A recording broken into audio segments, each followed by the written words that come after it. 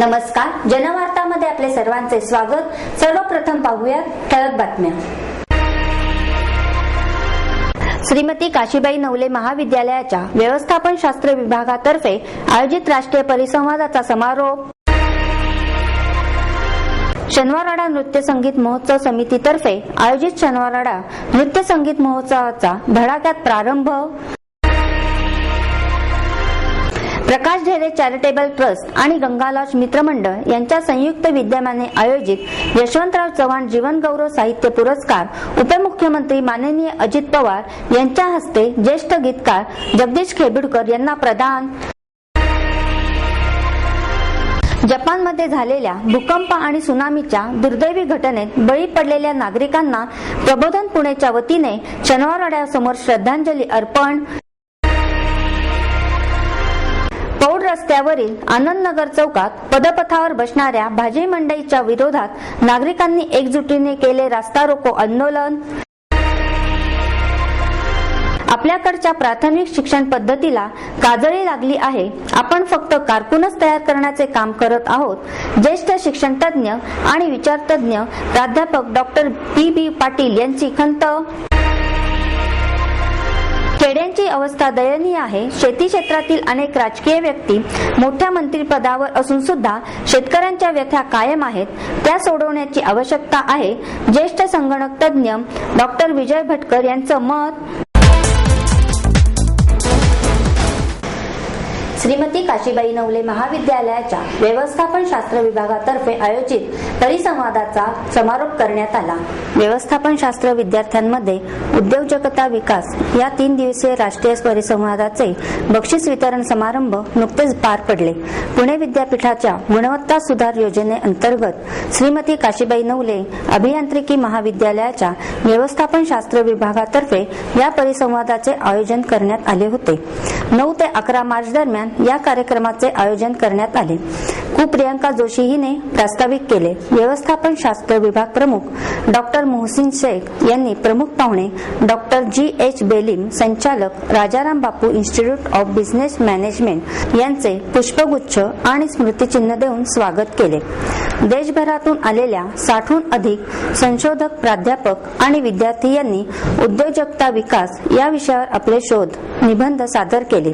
Indira school of बिझनेसच्या प्राध्यापक अनिता शेत्रे आणि प्राध्यापक अमोल चरेगावकर यांना शैक्षणिक संस्थांमध्ये उद्योजकता विकास या शोध निबंधास सर्वोत्कृष्ट शोध निबंधाचे पुरस्कार देण्यात आले।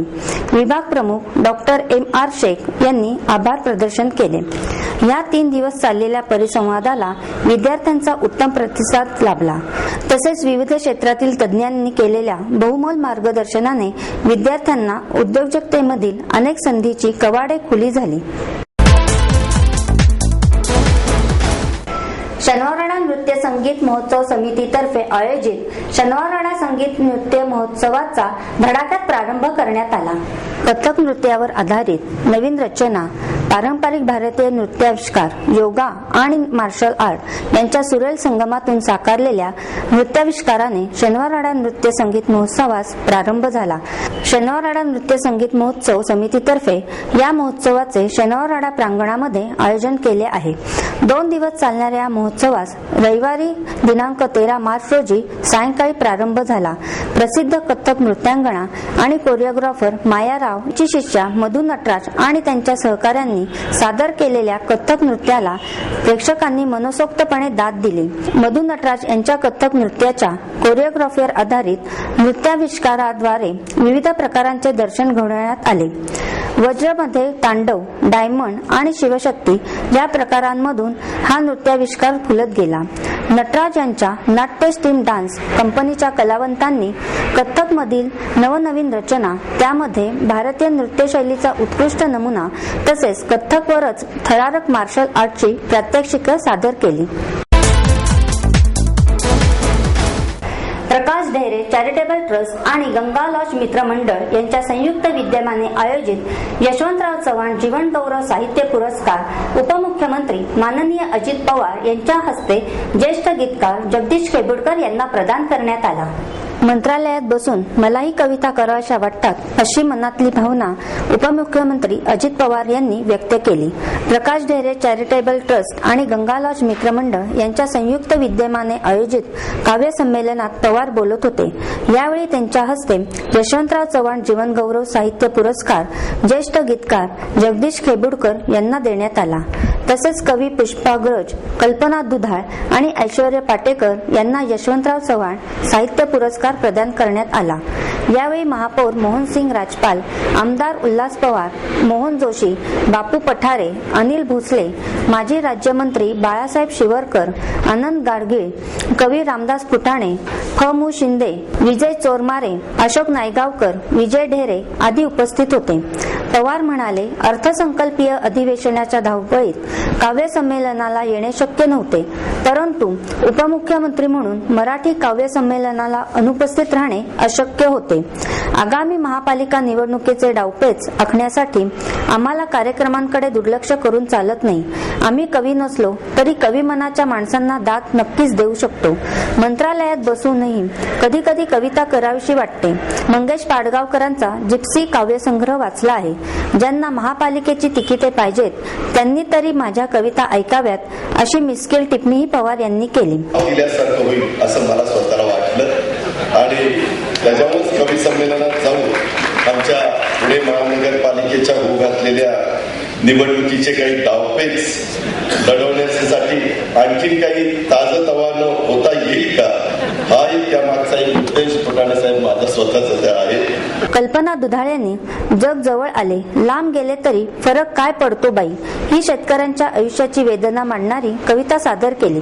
त्यानंतर ऐश्वर्य पाटेकर यांनी मास्तर मास्तर पाटी फुटली, तर पुष्पाग्रज यांनी बाईल आणि मोबाईल ही कविता सादर केली. प्रकाश पठारे, साळगावकर, खेडेकर आणि गोकुळ म्हसकर यांनी ही कविता सादर केल्या. रामदास फुटाणे यांनी सूत्रसंचालन केले. जपानमध्ये झालेल्या भूकंप आणि सुनामीच्या दुर्दैवी घटनेत बळी पडलेल्या नागरिकांना प्रबोधन संस्थेच्या वतीने शनिवारवाड्यासमोर श्रद्धांजली अर्पण करण्यात आली. तसेच यावेळी पर्यावरण रक्षणाचीही शपथही घेण्यात आली. ग्लोबल वॉर्मिंगचा धोका लक्षात घेऊनच सर्व देशांनी पुढील वाटचाल करणे गरजेचे आहे. त्यासाठी भारतातील जैतापूर सारख्या प्रकल्पांचा पुन्हा अभ्यास करणे गरजेचे आहे, असे विचार यावेळी प्रबोधन पुणे अध्यक्ष मिलिंद काची यांनी व्यक्त केले. प्रबोधन पुणेचे राम तोरकडी, सुनील पांगारे, किरण नाझरे, महेंद्र वाटमकर, शरद कदम उपस्थित होते. प्रबोधनच्या वतीने कात्रज घाटात 100 वृक्षांचे रोपण करण्यात आले. जपानमध्ये जो झालेला भयंकर भूकंप आणि त्यानंतर आलेली सुनामी याच्यामध्ये जे मरण पावलेले जे निष्पाप नागरिक आहेत, पुणेकर नागरिक व प्रबोधन पुणेच्या वतीने आम्ही आज श्रद्धांजली अर्पण केलेली आहे. आणि पर्यावरण रक्षणाची आज आम्ही कमीत कमी 500 कार्यकर्त्यांनी शपथ घेतलेली आहे. याच्यापुढे झाडे लावा, झाडे जागवा. किंवा ग्लोबल वॉर्मिंग आता जे झालेलं आहे, ही वॉर्मिंग तर आहेच, पण आता ही शेवटची वॉर्निंग आहे ग्लोबल वॉर्मिंग. याच्यापुढं आपणच यात पुढाकार घेऊन, नागरिकांनी पुढाकार घेऊन झाडे लावा व झाडे जागवा, ही आत्ता ही सध्याची गरज आहे. जैतापूर सारखे जे अणुऊर्जा प्रकल्प आत्ता हे महाराष्ट्रात येऊ घातलेले आहेत, तर ह्याच्यावर पण राज्य सरकारने किंवा केंद्र सरकारने आत्ता जो भयानक प्रकार जो जपानमध्ये झालेला आहे, तर तो रद्द करावा जैतापूर प्रकल्प व सर्वसामान्य नागरिकांची यातून सुटका करावी. रस्त्यावरील आनंदनगर चौकात पदपथावर बसणाऱ्या भाजी मंडईच्या विरोधात नागरिकांनी एकजुटीने रास्ता रोको आंदोलन केले. या भाजी मंडईच्या त्रासाला कंटाळलेले आनंदनगर मधील नागरिक मोठ्या प्रमाणावर या आंदोलनात सहभागी झाले होते. आनंदनगर चौकात पदपथावर बसत असलेल्या भाजी विक्रेत्यांमुळे आनंदनगर मधील नागरिकांना अनेक समस्यांना सामोरे जावे लागत होते. वारंवार तक्रार करूनही भाजी मंडईला हलवली जात नव्हती. 1 महिन्यापूर्वी आनंदनगर मधील नागरिकांनी केलेल्या पाठपुराव्यामुळे येथील पदपथावर बसणाऱ्या या भाजी विक्रेत्यांवर महापालिका आयुक्तांच्या आदेशानुसार कारवाई करण्यात आली होती. या कारवाईनंतर भाजी विक्रेत्यांनी राष्ट्रवादी पक्षाच्या साहाय्याने आंदोलन करत आमचे पुनर्वसन होईपर्यंत त्याच जागेवर बसून द्यावे या मागणीसाठी उपोषण केले होते. त्यानंतर पालिका पातळीवर या अनधिकृतरित्या बसत असलेल्या विक्रेत्यांना पुनर्वसन होईपर्यंत त्याच जागेवर बसून द्यावे यासाठी सत्ताधारी राष्ट्रवादी पक्षाकडून प्रयत्न चालू करण्यात आले होते। त्यामुळे या भाजी विक्रेत्यांच्या त्रासाला पुन्हा सामोरे जावे लागणार का, असा प्रश्न येथील नागरिकांना पडल्याने संतप्त नागरिकांनी पुढे येऊन स्थानिक लोकप्रतिनिधी मुरलीधर मोहोळ यांच्या नेतृत्वाखाली रास्ता रोको केला। या रास्ता रोकोमुळे पौड रस्त्यावर वाहनांच्या रांगा लागल्या होत्या। यावेळी बोलताना नगरसेवक मोहोळ म्हणाले की महापालिकेने अनेक पर्याय सुचवून देखील हे भाजी विक्रेते त्या ठिकाणी जाण्यास तयार नाहीत। MIT शाळेच्या रस्त्यावर नाल्यावर भाजी मंडई उभी करण्यात आली होती। विक्रेत्यांनी विरोध केल्याने ही भाजी मंडई 7 वर्षे पडून होती।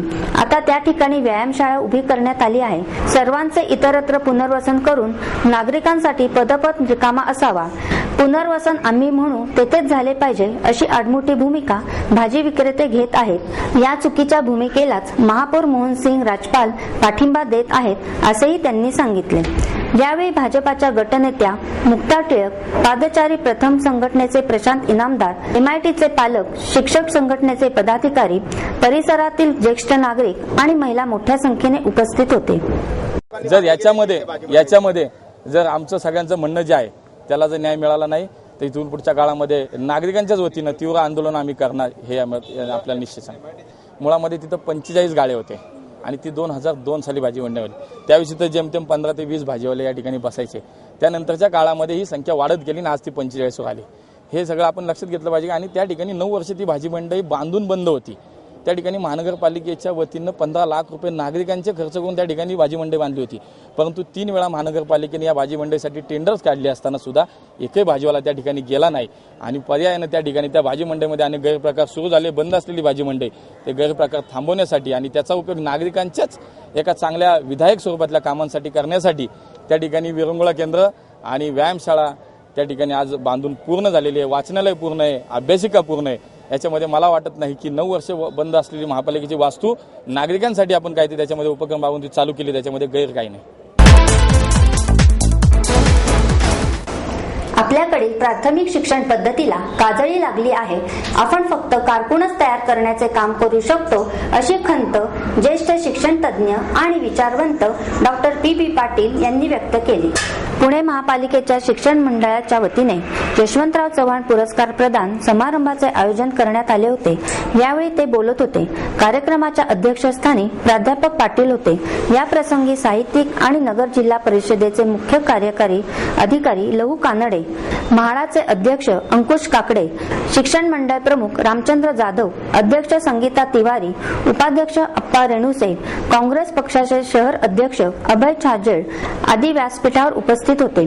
पाटील म्हणाले, यशवंतराव चव्हाणांनी राज्याला शैक्षणिक क्षेत्रात नवीन वळण दिले, शिक्षणाचे महत्त्व पटवून दिले, पण आपण मात्र त्यांचे हे कार्य पुढे नेण्यासाठी काहीच करीत नाही। उलट आपण त्यांचा एका अर्थाने पराभवच केला आहे।